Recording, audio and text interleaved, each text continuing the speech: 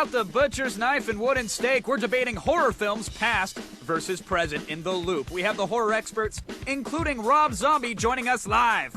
Now, don't get scared on us, all right?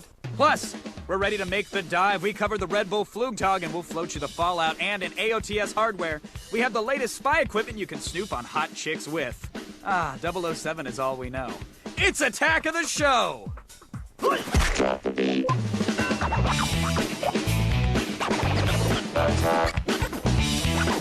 going on here? Pick up on this. Attack. Attack of the Show. Attack.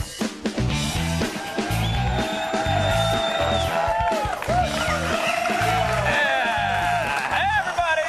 Hello there. How you doing? A little bit more. Welcome to Attack of the Show. It's Monday, June 5th, and according to my birth certificate, I'm Kevin Pereira. And I'm Olivia Munn. Kev, I missed you this weekend. I haven't seen Sorry. you. Where were you? I was plastered the entire weekend. Vegas, baby. Vegas. Somebody knows out here. That's right. I went with a couple friend? buddies from work. Yeah, there was one guy. No, it was a really good time. Did you win? I was up. Yeah, I hit like a $400 jackpot at the on the one of the Wheel of Fortunes on the spins. You played Wheel of Fortune? Yeah, 25 cents. And I got triple red sevens at the airport, so I totally robbed the Vegas airport. Wait, you were playing slots? Yeah, Okay. yeah, $25 or 25 Who plays cents. slots? What are you, Progressive. 78-year-old woman? Kevin. All right, there was a moment where Blackjack, poker, no? No, not at all. If I am involved with me losing money, I'm not happy. But by giving it up to the gods of the For slots, chance? that's totally cool with me. But you're up. I was killing time for Margaritaville, and I'm playing the nickel slots, which was just sad. And I'm trying to figure out, do I want to do 25 lines and 5 credits and whatever? It's way too much math involved. And then I look to the right, and there's a dude with his rascal in the oxygen tank on the back cart next to me playing as well. And it's like he barely had enough energy to hit the spin button, and that's when I realized I needed to move on from nickels. It was good times, though. It was really good. Got really, really drunk, very hungover yesterday, got home and decided to watch the season finale of Sopranos. Sopranos, of course. And that was like, I was like, yeah, I come back from a big old weekend. Here we go. We got some good violence, something to take me out of the hangover, a crowbar to the knee. Nothing. Absolutely nothing happened. Nothing happened on the show. Absolutely nothing happened. It was the weakest episode ever. No one got whacked. Nobody got beaten to death. Not even halfway to death. Why do we even bother with the show anymore? I don't even know. I mean, they did that whole thing where they left for a long time, then they came back for 8 episodes. You know, Phil Leotardo almost died, but it was from a heart attack. Yeah, It wasn't even anything cool. It's cardiovascular. Oh, That's not mafia. And at the end of the show, everyone was just sitting around having a nice Christmas. It was the weakest thing in the world. There's Tony. Did they show the shot where they pull away? It's like you see the Christmas tree. The kids are all huddled around. There it's you like go. a Hallmark card. Yeah. Tony's gonna give you the night before Christmas poem in about a second there. Like, if I wanted to see that crap, I'd watch Seventh Heaven. This is The Sopranos. I want to watch violence. I want to see people get killed. They've got one more season to go, which is really only like 8 episodes. Yeah. Weak sauce. They better make it awesome. Better kill somebody. I hate The Sopranos now. Coming up later, though, we're bringing you the blood, the guts, and the gore that was actually missing from The Sopranos last night. In The Loop, we are debating horror films with Rob friggin' Zombie, folks. And attention, gamers, put down the Mountain Dew. Just set it aside. We have a review of Half-Life 2, Episode 1 coming up. And we're making the leap and hoping for a little bit of air. It's the Red Bull Flugtag. It's always solid entertainment when homemade aircrafts crash off a pier, and we are taking you there. Of course. But first, here's Layla Cayley with the latest news headlines. Thanks, guys. Here's what's coming up later on in the feed. X-Men The Last Stand took a big dive at the box office this weekend. I'll tell you who had the power to defeat the mutants if you stick around. Plus, lots of Nintendo Wii rumors have hit the net, and the console might be even cooler than you think. And finally, the Pirate Bay is back. The inside story on what happened to your favorite file-sharing site. It's all coming up on today's feed. But first, back to you, Kevin and Olivia. Thanks, Layla. Now, it was a long, hot weekend here in California, Kevin, and I spent it surfing the web. You did? I did. Well, I guess it's time to share the new bookmarks and go around the net.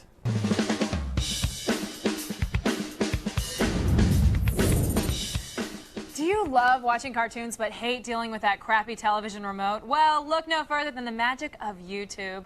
Catch our link to find a huge list of all your favorite tunes, from everything from Batman to Animaniacs to Bugs Bunny. There's even some episodes of the awesomely bad Chuck Norris cartoon. Nice. Copyright violations have never been so much fun. If only YouTube could bring you juice and cookies just the way your mother used to. Screaming. Let's be honest, postcards from a bus stop or a quickie mart can get a little boring. Well, thankfully, internet blogger John, nice name, is using glue sticks, some cut-up magazines, crayons, and a little bit of patience to bring back some originality to the secret lost art of postcards. John's blog, Flavor Country, offers up a huge thumbnail gallery of postcards, each filled to the brim with witty pop culture references. They're going to go right over your faux hawk. It looks like postcards have finally been given the awesome update they deserve, so download one now and send it to your grandmother. Seriously, she misses you. Aw. Ever wish there was a way to meet even more creepy guys on the internet? Yes? Well, thanks to Fortuitous, Kevin, you can. There is a new spin on social networking. It's a new website, Fortuitous, where friends are randomly assigned to you. You then have 4 days to get to know each other before you decide whether or not to stay in the same network. Pretty sweet. You know, it's kind of like speed dating, except a lot slower and even less productive, just like MySpace. Oh, snap. Snap. Calling up the MySpace. And finally, a video of a hot chick doing something gross. Do it. 1, 2, 3, go!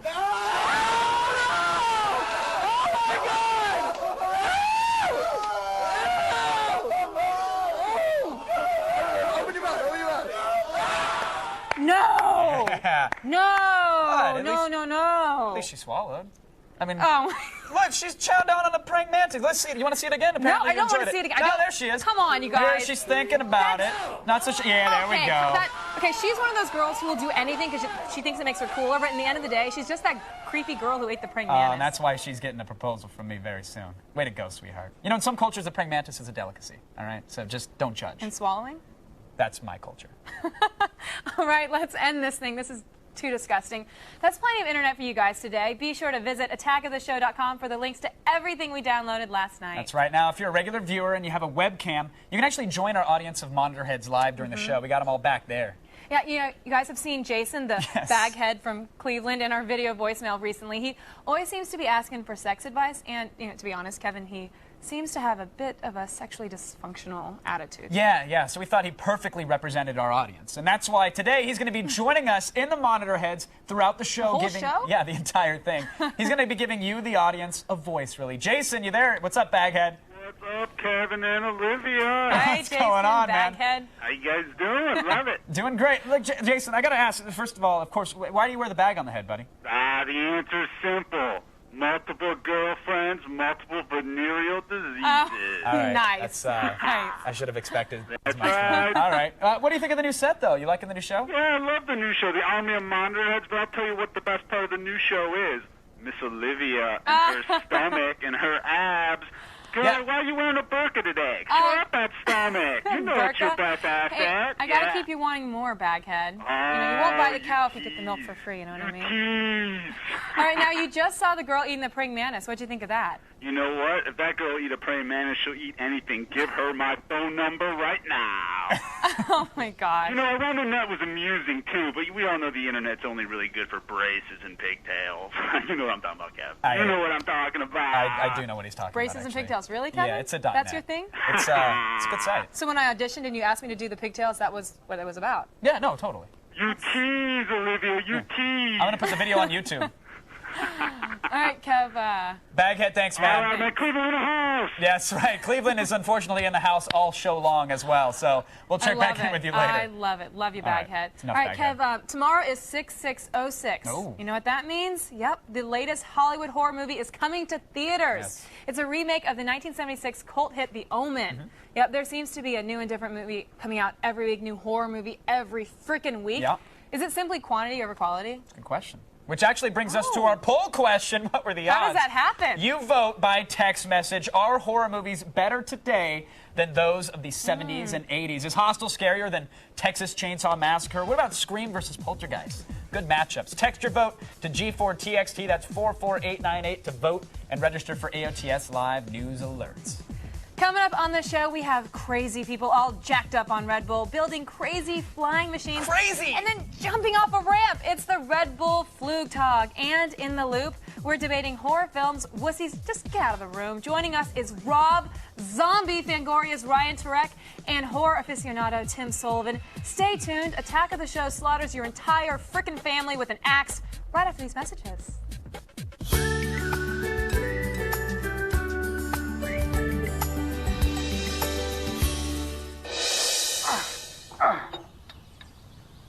You know, flowers can make you feel bigger, and stars can make you feel invincible.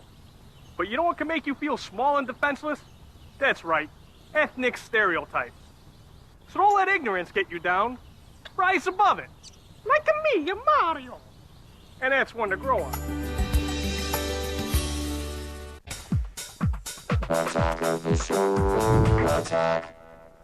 Today, folks, we are debating horror films. We're bringing together the sickest minds in Hollywood to talk horrors past and present. So just hide the women and children, because it's The Loop.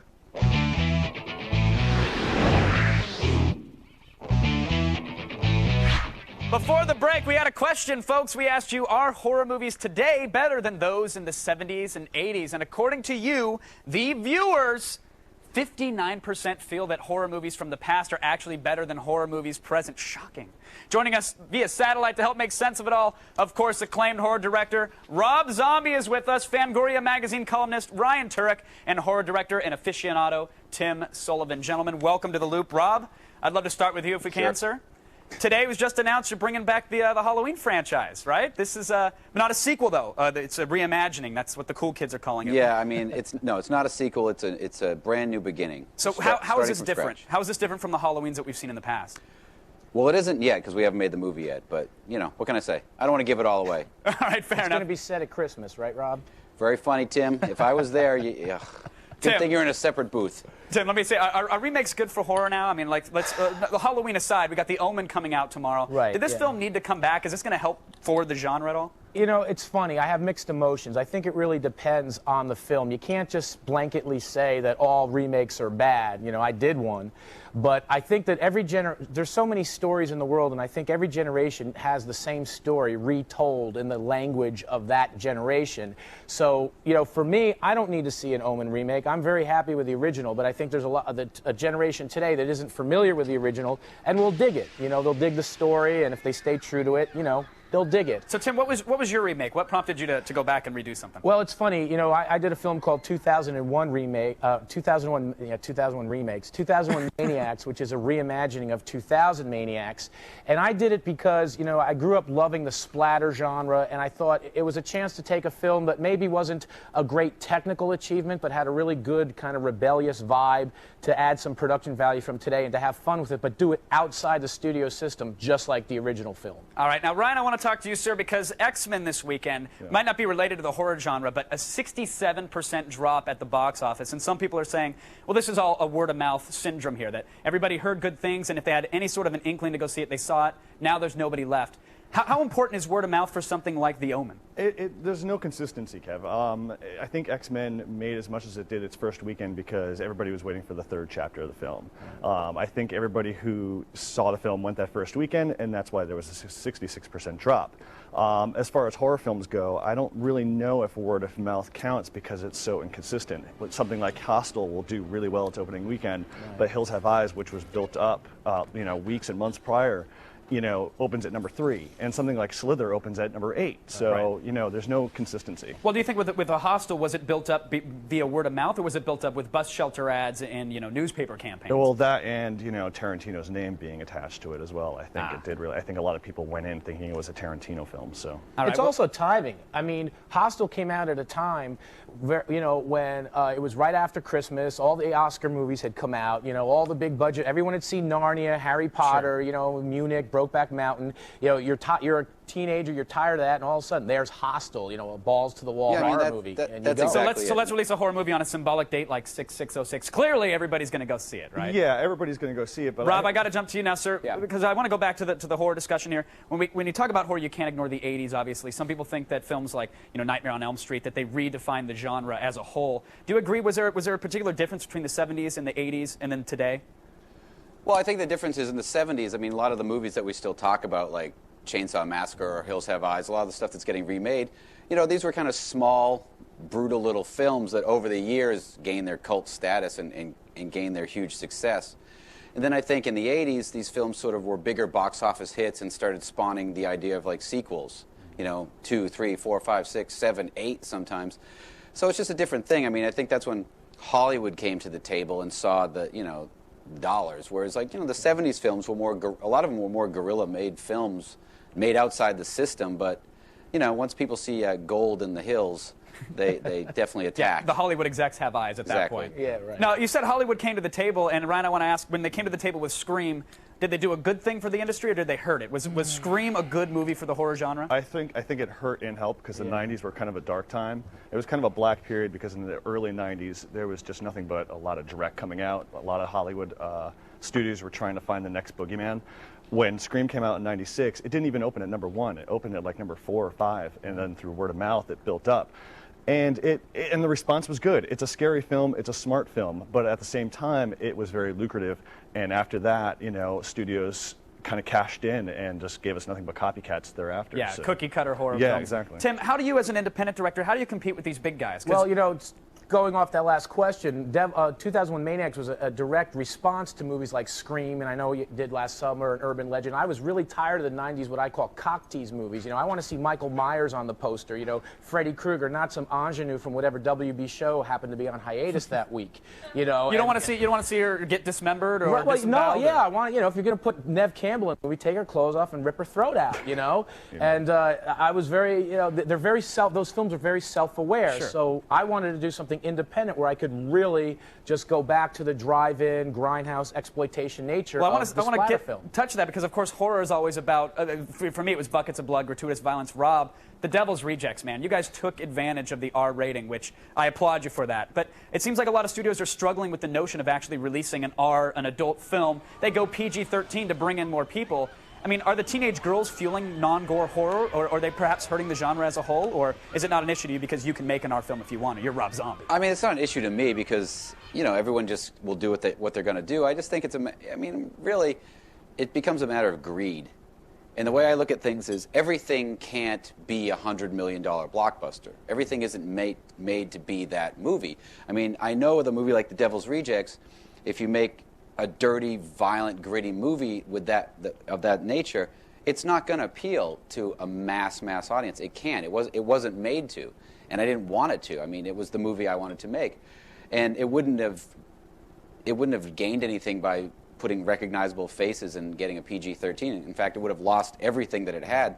So I mean, you know, different movies are for different things. I mean, if there's PG-13 horror movies that are good, great. I mean, everything doesn't have to be the same. I just don't want to lose one in lieu of the other. I mean, it should all be there. Right. Well, And Ryan, so it's, you know, it's fine. I want to say, do you think we're losing one? Like, how does the gore factor here? The 70s and the 80s, we had the freedom to kind of show whatever we wanted. It seemed like every movie did. But now, just as Rob said, you know, there's a little bit for everybody. Are we going to see more PG-13 and less R in the future? I don't know. I mean, again, it's inconsistent, but I do believe that we are seeing more envelope-pushing films. And, I mean, stuff like Saw 2, Hostel, I mean, it's going to get progressively worse. And I think these filmmakers who want to get edgy are going to keep pushing those MPAA buttons.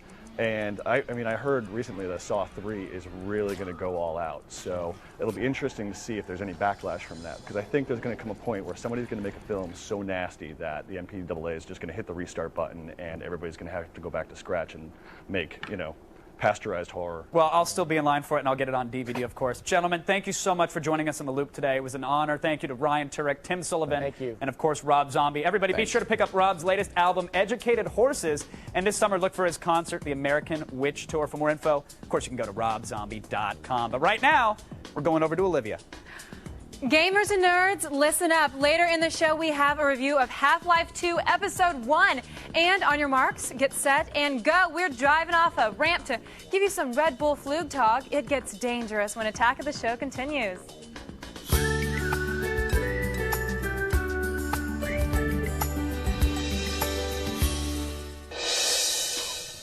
Sure, I've traded gunfire with international terrorists. I've narrowly avoided being incinerated by exploding buildings, and I've taken more bullets than Tupac. But do you want to know the dumbest, most risky thing I've ever done? Smoking. Because there's nothing cool about lung cancer. And that's one to grow up.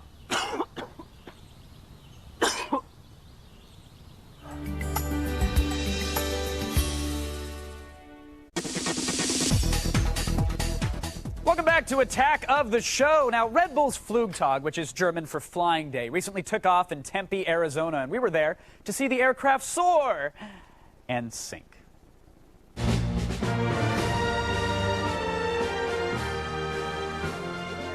What happens when you mix bad hair, bad attitudes, and bad aerodynamics? You get a little something called Flugtag.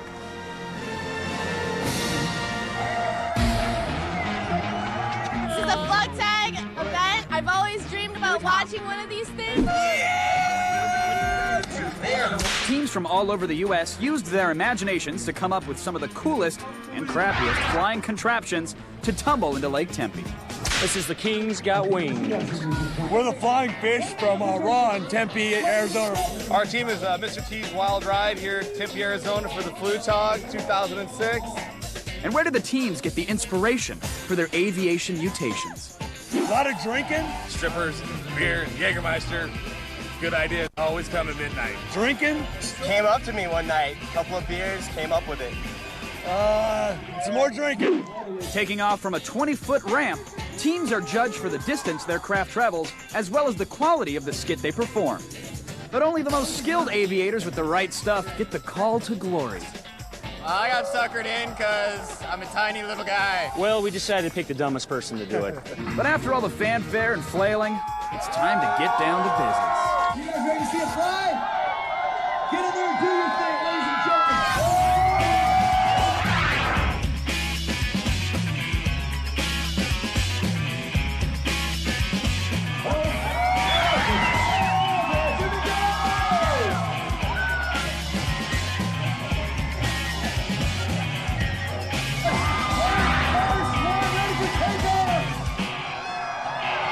We were planning on flying about 70 feet, and we went about 4 feet and straight down.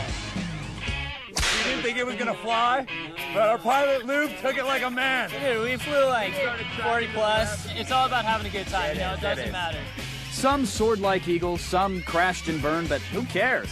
There are no losers here, just fun memories. And a lake full of debris. It's time to start that after party. Those are some sweet little flyers there. For more info, go to RedBullFlugtagUSA.com. All right, now it's time in our show to check in with Baghead from Cleveland again. So, Baghead, what'd you think of the Red Bull Flugtag? Hey, girl, I'm drinking me my Red Bull and vodka right now. Woo! It's my favorite drink. Now, I know what you said. I'm like sexually dysfunctional. Maybe I'm a sociopath and stuff, but I ain't jumping off a pier. I'm not that crazy. Come on. Those people are nuts. I mean, booze, babes, and Elvis. I mean, you really can't go wrong. But, you know, whatever. I'm not into it. Baghead, is that a wig on your back? Yeah, I heard you liked Harry Sacks. Okay, whatever. Nice, very classy. Now, if you want to be a big winner just like this Harry Baghead, upload your questions at g4tv.com/video voicemail. Still ahead on the show, we're taking you inside the AOTS Game Lab and showing you the bells and whistles of Half-Life 2 Episode 1. We'll be right back.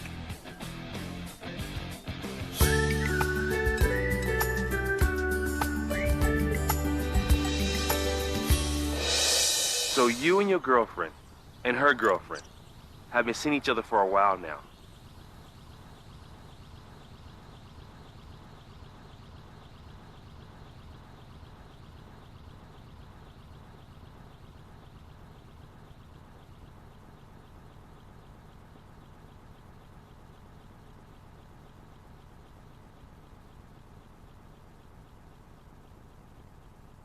And they just keep falling down, so I'll show up. Just go ahead. All right. Hey, what's going on? TV, Welcome let's back make to it. Attack of the Show. I'm Olivia Munn. Coming up, we're reviewing Half-Life 2 Episode 1 in the AOTS Game Lab. We'll also show you all the spy equipment you need to snoop on your Target and AOTS hardware. And later this week, it will be Live Music Thursday, brought to you by Dentine Ice with the band Zion I. Yes, but right now, here's today's news in the feed. Thanks, guys. I'm Layla Kaylee. Now open up and say ah, because it's time for the feed.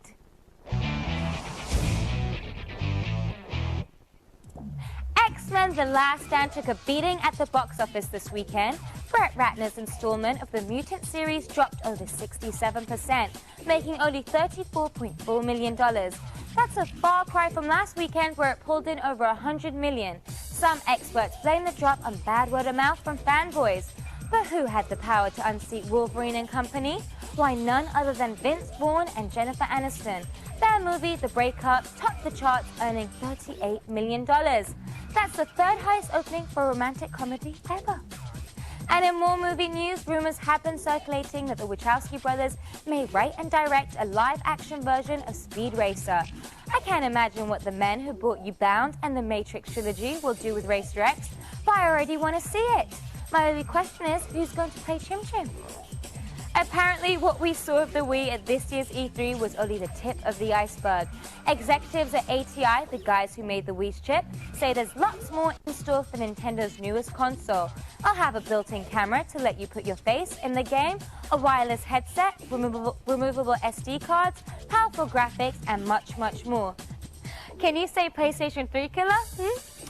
Anyhow, the popular file-sharing site, the Pirate Bay, was taken off the net by the Swedish government last week.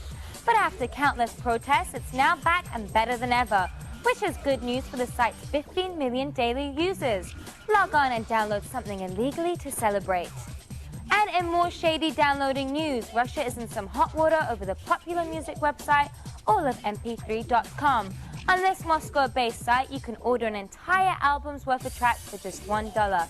But American businessmen warn that if Russia continues to let this site exist, it might jeopardize its entry into the World Trade Organization. And finally, McDonald's has announced plans to make a limited edition World Cup burger. It will be 40% bigger than the regular Big Mac and have almost 700 more calories.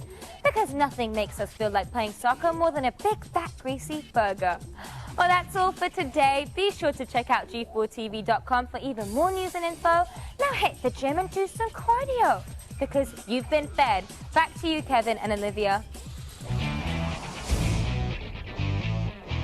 Thank you, Layla. All right, folks, we thought it was high time that we gave you guys a little tutorial on how to submit a video voicemail to the show, because we want to hear what you have to say about the day's topic in the loop. That's true. Of course, we want your relationship and your sex questions each week for our In Your Pants segment. Here's a video we got that was really good. Yes. Check it out. Hey guys, it's Billy from Sioux Falls, South Dakota, and I was just wondering, how can I videotape me and my girlfriend making love without her knowing about it? Hey, hon, what you doing? Oh, not much, honey. How you doing? Awesome. See, that was great quality. Great quality. Guitar Hero in the background. Yeah. Got a girl in there, some humor, not bad. Now, we don't expect any of you to get girls in your videos. We know our audience. But you should still send them in. So here's how to get your 20 seconds of your 15 minutes of fame on our show. First, shoot your video voicemail with a webcam or with one of those digital cameras that can take video. Those are nice and easy. Then, if you don't already have one, you need to register for a user account at G4TV.com. But settle down, relax, it's easy. Enter a username and a password and where you live. Click submit and you should be magically signed in. Then point your browser to g4tv.com/video voicemail. Enter all the info there, check the little button, and upload your awesome video. Yeah, now here's the best part. We're actually going to give you free crap if we show your video on the show. What kind of stuff? I want free stuff. No, we got a bunch of stuff, actually. DVDs, Attack of the Show shirts, autographed pictures of myself, nude photos of Olivia. We got it all, and they'll definitely be valuable someday. All of them. All of them. You too. Yeah. All right, still coming up in this show, we have all the spy equipment you need to become a CIA agent or a peeping Tom. Will O'Neill has the 007 rundown in AOTS hardware, and we'll tell you everything you want to know about Half-Life 2 Episode 1 in the Game Lab. Stay with us.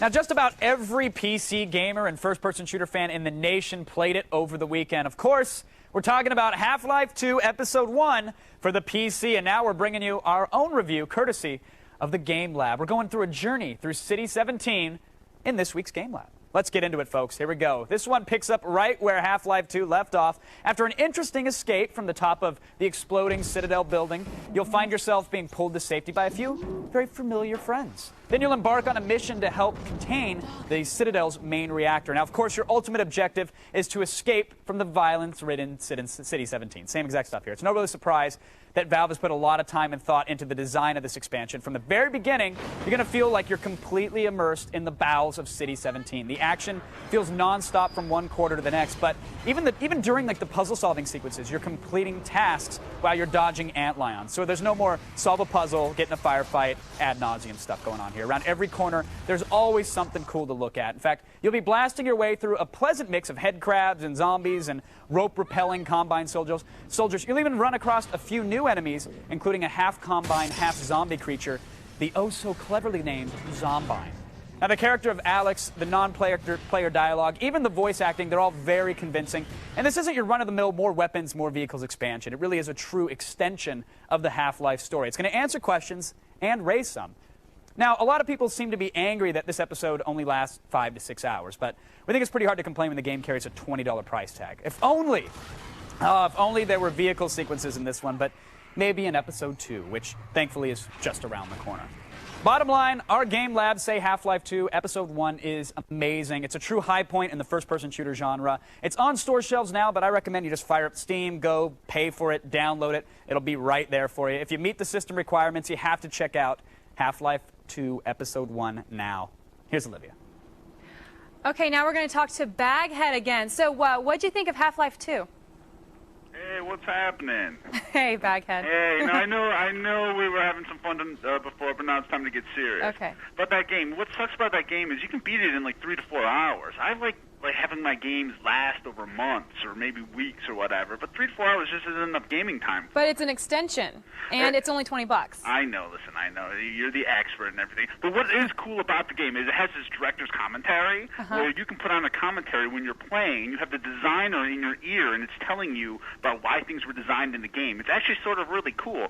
And when you're playing a shooter game, you really can't go wrong with that. You're just shooting. It's fun. I can't argue with it. So what'd you think of the Zombines? Awesome, right? Totally awesome. I'm a big fan. So you'll be on playing tonight? I'm on playing tonight. That's right. Thank you, Olivia. No, thank you, Baghead. Love you. Love you. Coming up after the break, Will O'Neill shows you the latest spy equipment in AOTS hardware. We have the ticket to your future restraining order right after these messages.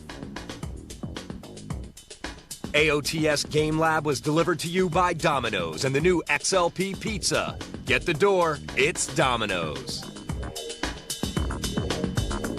What's going on here? Do you need to go undercover, or do you need to spy on your girlfriend? Do you need that long lens so you can really sense your sunbathing neighbor? Well, no worries. We have all the spy equipment you need in AOTS hardware.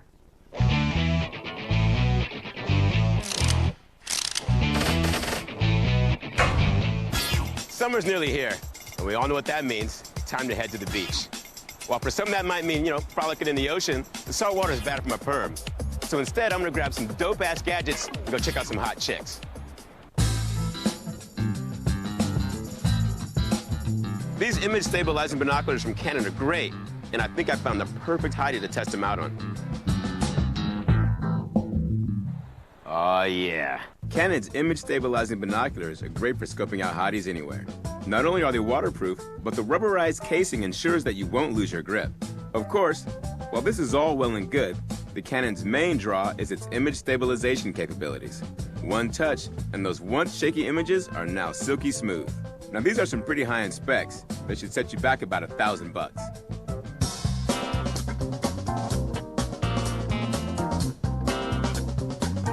Now, the key to girl watching is not to get busted, and for that, you need a good spotting scope. The Celestron Ultimate 80 ED spotting scope is great for hunters, but it's also great for bird watchers, especially the kind of birds that we're looking for. The eyepiece sports 20 to 60 times zoom and is a sight tube for quick targeting. Since we took ours to the beach, we were stoked that it's also waterproof. Expect to pay nearly $600 bucks for one.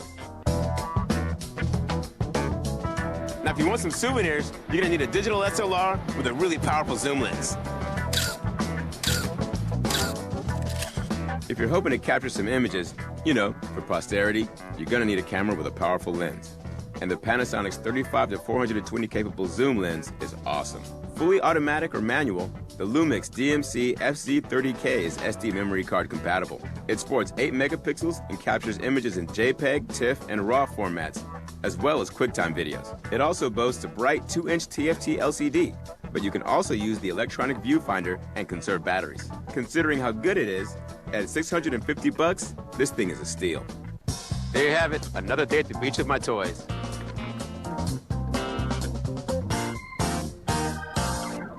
All right. Yeah, it was good times. You say like the spotting scope's good for hunting, and then we see you leering in the background. Yeah. That was a little creepy. I'm a dirty man. Well, here's what we've got though, which is a good thing: the Panasonic Lumix. Exactly. Digital SLR is great. 8 megapixels. It's spent $650. Now Really good lens. you've been walking around all week with this Taking thing. photos on the set. Flashing us in the eyes right before we go back on camera. Testing you know. No, it's good. It's good to keep on our game. But you really like this camera. I like this camera a lot. They're actually not going to get it back unless they actually come to my house and break in and take it. And they will, actually. No, maybe not. They've done it before. Now, a digital SLR, don't these things normally go for over $1,000? They're a lot of money. This one, that 650, is a really good deal. The thing about this one is that it doesn't have interchangeable lenses, so unlike a lot of those other ones. Yeah, so you're stuck with this one. But it's a really good lens. It's a good lens. I noticed that you can really zoom in pretty far and really blow out depth of field with it. And it's great when you're like hiding under the pier and you see a chick like 30 yards away and you zoom in real tight. Stop. I also spy on you with it. Oops. The police are going to bust down your door now. Exactly. So you have bigger fish. That to won't fry. be the first time. All right, thanks. Well, right now we're going to go over to Miss Olivia. You know, weeknights at midnight just got a little bit darker with Midnight Spank, the new late night block right here on G4. Peek inside G4's late night peep show for the fastest, funniest, most dangerous assault of animation we could sneak it past the censors. This funny, strange, and twisted collection of animated shorts serves as a showcase of fantastic up-and-coming animators and features an array of bizarre and crazy characters. You know, if you don't believe me, check out Brad's blog, Bum by Brad Belford, a video blog that's pretty interesting for a guy who doesn't like being in front of the camera. Hello, my name is Brad, and this is my video blog, but I don't like to be in front of the camera, so I use another way. September 7th, I was just walking around outside today. This is me. And I was just walking around, and I ran into a bum. And I started talking to him, and he said he was kind of lonely and kind of cold and kind of hungry, so I brought him home with me. And I dressed him up like a unicorn.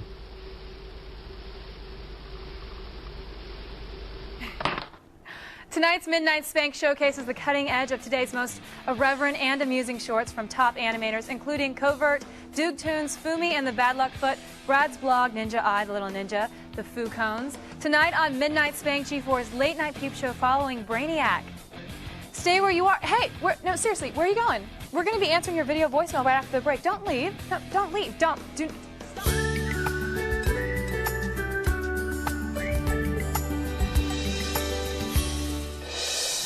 Take it from me, there's a lot of things to explore in this great big world. But that's nothing compared to the adventure going on inside your own body. In the next few years, you're gonna be unlocking the doors of puberty and finding vast treasures inside. So take time to explore. That's one to grow on.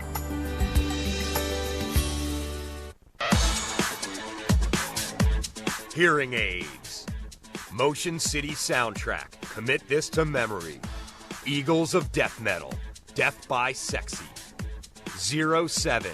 The Garden. The Sword. Age of Winters. Queens of the Stone Age. Over the Years and Through the Woods. 07, baby. Love that album. Seriously, go pick it up. But right now, it's time to check in with our video voicemail. Baghead, what do you think of... yeah, of course he's back. What's happening, Kevin and Olivia? Well, hey. What happened to your little lady back there? Let's just say that I used her. Yeah, bottoms up, huh? Yeah. All right, what did you think of the show today, buddy? You know, it's a fun show. I really like the Will's spy equipment came in most useful for me. I bet it did. And the Midnight Spank promo. Yes. Yeah. Do you have any word to our viewers? You know, I challenge the viewers. Come on, guys, send in your video voicemail.